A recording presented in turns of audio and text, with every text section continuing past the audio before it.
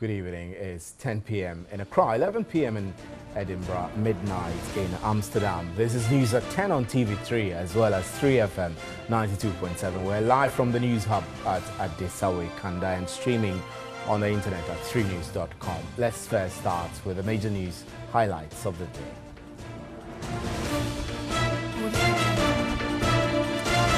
Lecturers at the Accra Technical University have withdrawn their services Tuesday morning as a result of poor conditions of service in the school.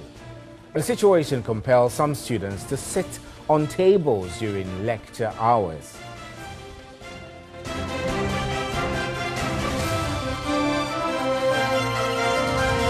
Environmental Protection Agency says there is no existing law on the siting of fuel stations within residential areas. Executive Director of the agency, Asiedu-Dartey, says it is yet to launch investigations into the real cause of last Saturday's gas explosion at Atomic Junction.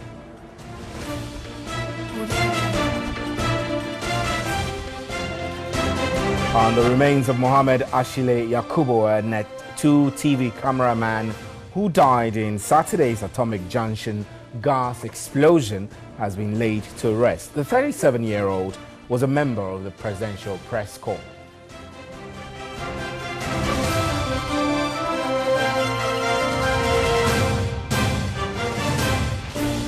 And over 500 residents of Anglo Beach in the Shamar district of the Western region have been rendered homeless following a 4-day tidal wave action which washed away many homes.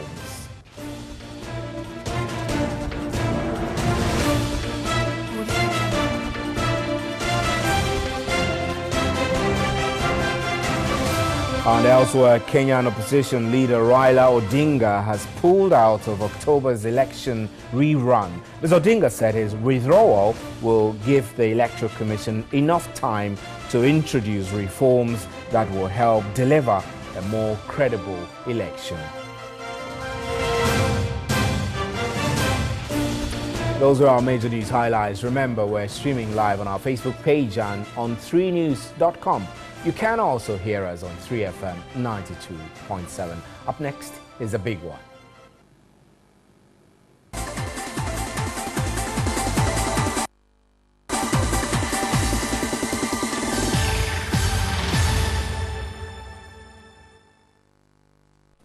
Welcome back. Now, the Environmental Protection Agency says there is no existing law on the siting of fuel stations within residential areas. Executive Director of the agency, Asiedu-Dartey, says it is yet to launch investigations into the real cause of last Saturday's gas explosion at Atomic Junction. The Environmental Protection Agency is responsible for ensuring that facilities are situated at the appropriate locations in the various communities to avoid any environmental hazard. The agency is usually blamed for its inefficiency during gas explosions like the recent one at Atomic Junction in Accra. Addressing the press, Executive Director of the agency, Asiedu-Dartey, said there are no laws on the siting of fuel stations in the country. However, the guidelines for the establishment and operations of these facilities indicated where these facilities can be sited. In the case of fuel filling stations, they can be sited in either commercial, mixed-used areas or residential areas. According to the guidelines, LPG stations can only be sited in light and heavy industrial areas. He said the EPA is working with the National Petroleum Authority (NPA), Fire Service, Town and Country Planning, oil marketing companies to understand what happened last Saturday. Although there have been several speculations as to the cause of the explosion, the agency says they are yet to commence an investigation into the matter. The EPA is yet to conduct an investigation to come out with the cause of the incident and make recommendations to to forestall such happenings. He responded to Monday's protest by students of the University of Professional Studies who were calling for the closure of the station owned by Strategic Energy Limited Cell, which is 800 meters away from their central lecture block. He explained that the agency did all its necessary checks and does not just close down facilities. And following the Atomic Junction gas explosion on Saturday, the president has promised to swiftly roll out a robust policy to deal with fire disasters. Now, the key question is that the solution to the problem? Tonight, we're focusing on fire management systems, and we have Godwin Kofi Kwamwa, who is a fire management expert, a systems expert, joining us. Good evening, sir. Thank you. We're grateful that you could make time. Thank you very much. So, as a country, what are we not doing right? Quite a lot, and I want to first say good evening to all our listeners and Ghanaians. I want to sympathize with the whole of the country and families who have loved their dear ones.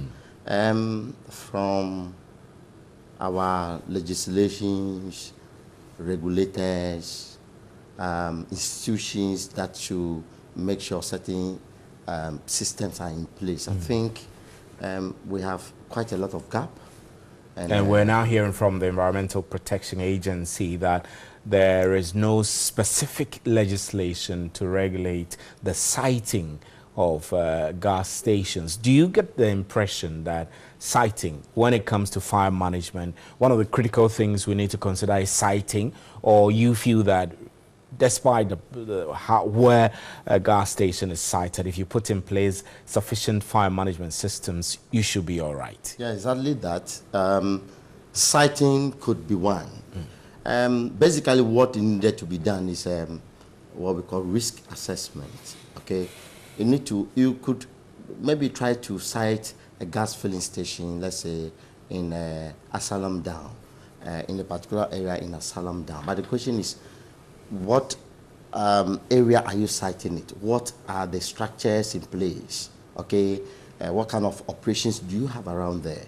You could, though it is in a town, it's in the middle of a settlement, and again, you could have it somewhere around a shama, and it could be a virgin land. Okay, and so what first needed to be done is a risk assessment to be conducted to identify hazards depending on what the situation or the environment poses. So let's break it down.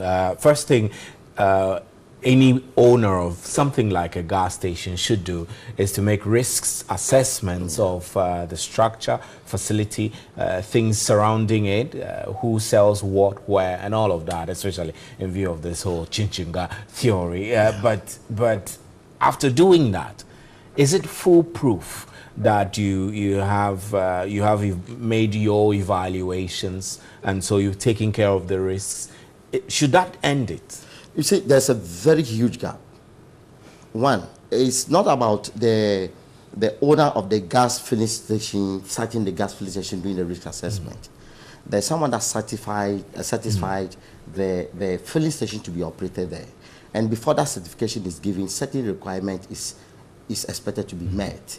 And before you meet that requirement, you need to go through certain processes, certain systems, certain installations needed to be put in place. In actual fact, when this thing happened, like you are asking me now, we are talking about fire safety.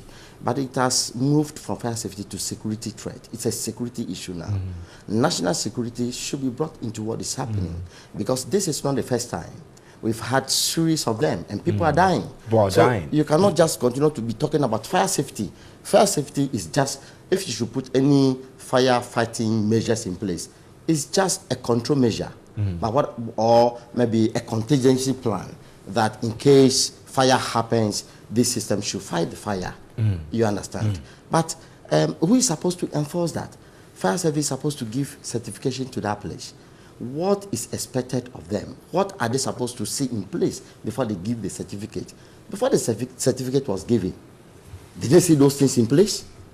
When they went there, they used foam to suppress the fire. Can't we get a simple fire hydrant with a foam system there that even before they drove there, the people who are supposed to man that place, who are trained fire wards, will begin to fight the fire. But if you take the whole situation into consideration, it is even not the gas tank of the filling station that caught fire. It is the tanker that brought the gas there. And so NPA comes in. What are the regulatory measures that are put in place? Those tankers that move or transport these gases. You know, we have gas spillage. What is the law? What has the law spelled out? Gas can spill on the road, just as it has spilled at the station. So really, if I understand you correctly, what needs to be done is the institutions must work. As the institutions, and I think there's a lot of gap or the communication, the coordination between these institutions. I think there's quite a lot of gap. So I want to find out about your expectations of these institutions. But first, tell me what we need to put in place in terms of fire systems, in terms of systems that need to be in place for fuel stations and gas stations in order to avoid the kind of outbreak we've had for some time now. All right. Just like you have mentioned, we've seen the atomic gas filling station being on fire the other time. The other time it was a fuel filling station at Circle. And so these are Another different, time, these are there different was fuels. a trade fair side. Yes, and these are different fuels. And so when it comes to fire management systems, there are different systems that needed to be put in place to fight this fire. For example, if you take a filling station where we have a petrol or diesel, if you use water to fight such a fire, if you don't know, you go and dump fire inside, the fire goes out because fire has a heavier weight than the fuel. And then if you go to the gas side, you could use a high deluge suppression system, but then you need to do a lot of calculations, even to use water in fighting such fire. Appropriate ones could be what? Could be foam suppression system. And we have what we call or monitors. These monitors are constructed using gas detectors. Immediately there's even a gas leakage. The detector picks it up, and strictly the monitors are alerted, and it triggers the sprinkler system to begin to cool the gas down. Because what happened there, the gas started spilling before fire came in.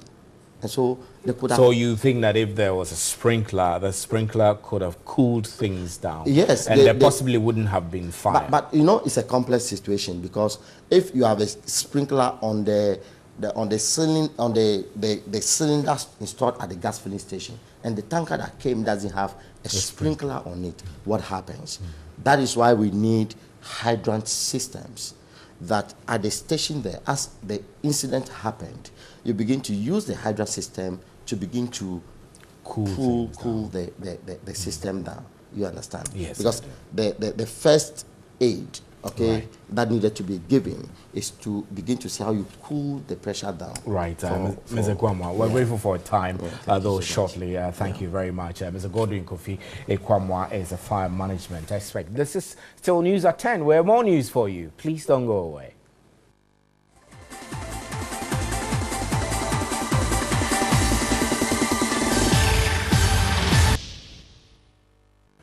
Welcome back. Now, the 2016 flag bearer of the Progressive People's Party, Dr. Papa Kwesi Indium, is calling for a review of the processes in selecting chairpersons of the Electoral Commission. Dr. Indium is suggesting a bipartisan parliamentary committee as well as political parties' involvement in the process. To give it a better chance of becoming independent, members of the Electoral Commission should not be chosen by the President alone. Parliament and political parties in good standing should participate in the process. And the Electoral Commission should be given technical assistance to develop and implement rules and procedures to ensure that political parties comply with conditions of their certification. And again, the Electoral Commission should be given technical assistance to develop rules and procedures to ensure that only Ghanaians fund political parties and their campaigns, and also to prevent the use of state funds by parties in power to fund their parties and campaigns. We Ghanaians must not support the two-party agenda. A two-party dictatorship is one step away from a de facto one-party state. And indeed, when you have two heads, two parties with one body, that's no choice. Our people must support alternatives so we will strengthen our infant democracy. Right, the head of Political Science Department of the University of Ghana, Professor Ransford Jampo, is joining us on the telephone lines now. Good evening, Prof. Thank you extremely for your time. So, you have worked with the Electoral Reforms Committee. Tell me, is the involvement of a bipartisan committee and political parties, as suggested by Dr. Indium, a laudable one? Stephen, good evening to yourself and also to your viewers. First of all, take note that I am not the head of the Political Science Department. Thank you. My head of department is called Dr. Eric Bosman-Asare. I'm the director for the Center for European Studies. Yes, of course, I'm also a faculty member of the Department of Political Science.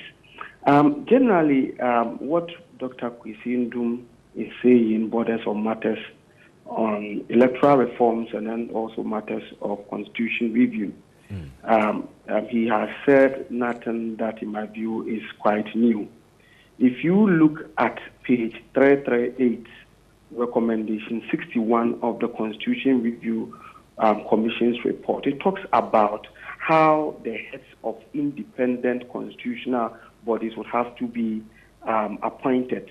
For instance, the chair of the EC, according to the CRC report, must be appointed by the President on the advice of the Council of State and with prior approval of Parliament.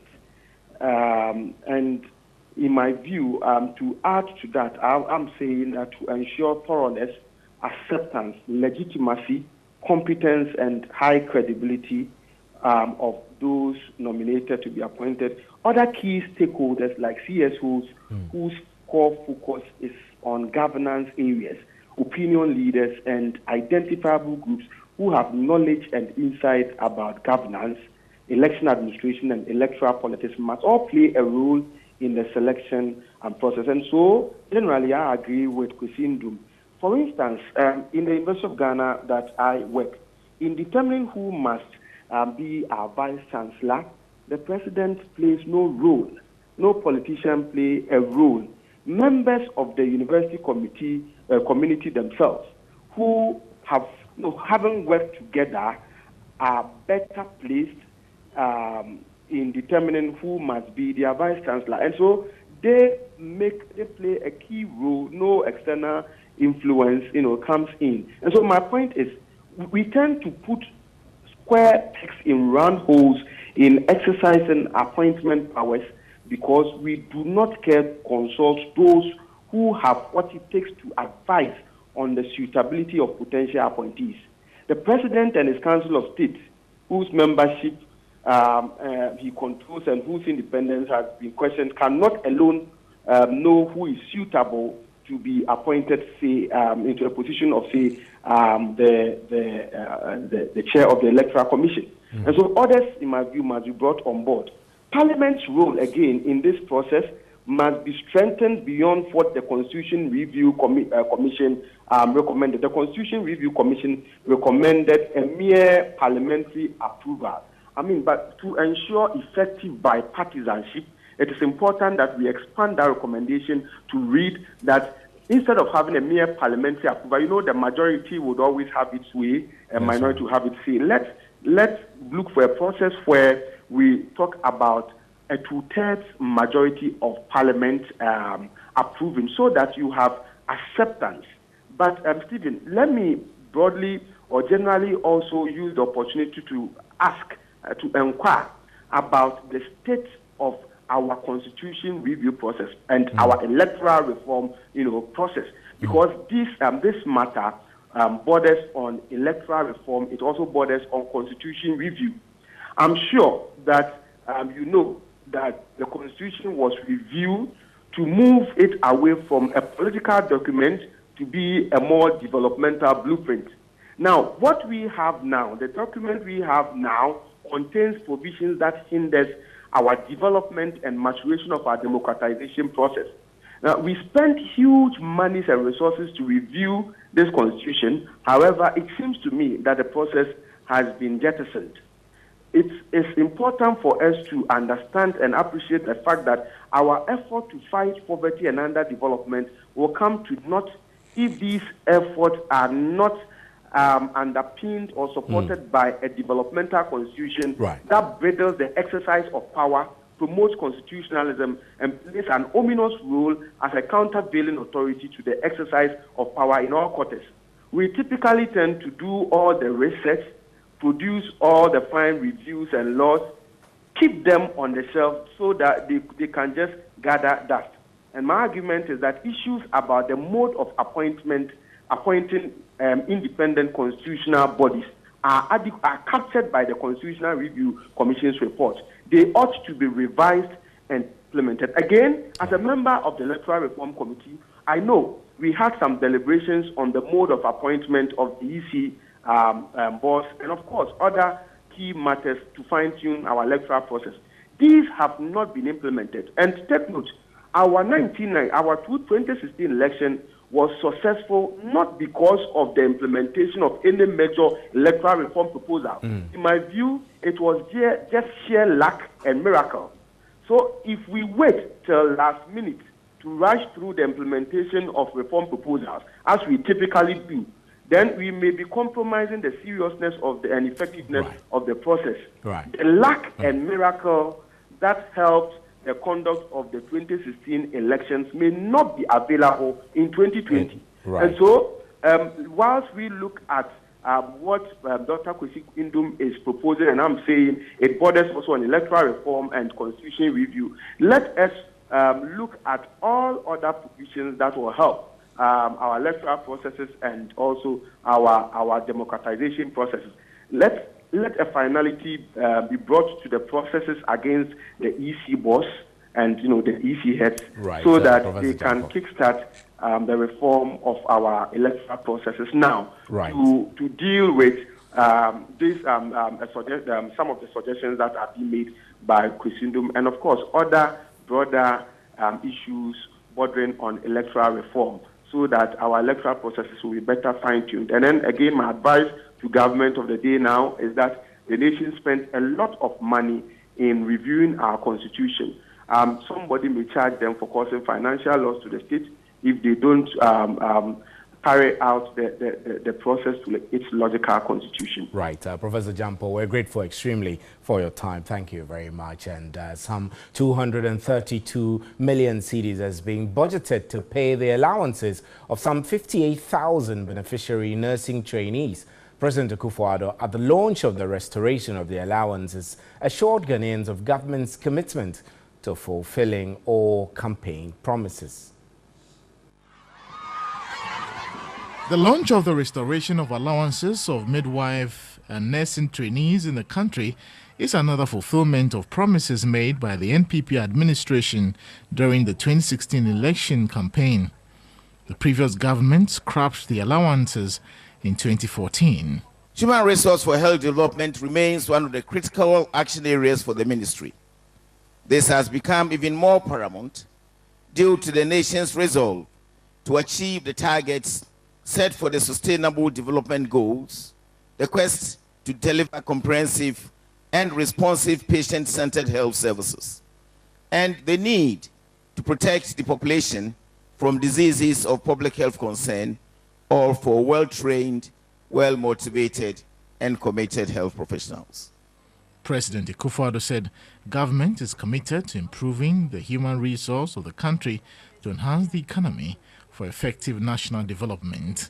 Ghana needs all the nurses and health workers she can get if the nation is to have a solid, world-class healthcare system. And we think it necessary to provide the relevant incentives to make that possible. The president also disclosed that 16,000 qualified nurses, midwives and other health professionals had been employed into the formal sector since his government assumed office. He said more nurses and health professionals would also be employed by the end of the year. To the professional cynics and skeptics, those who have made an industry out of constantly asking, is this policy sustainable? I wish to assure them that with the proper management of our public finances, the nation's budget can accommodate such an amount.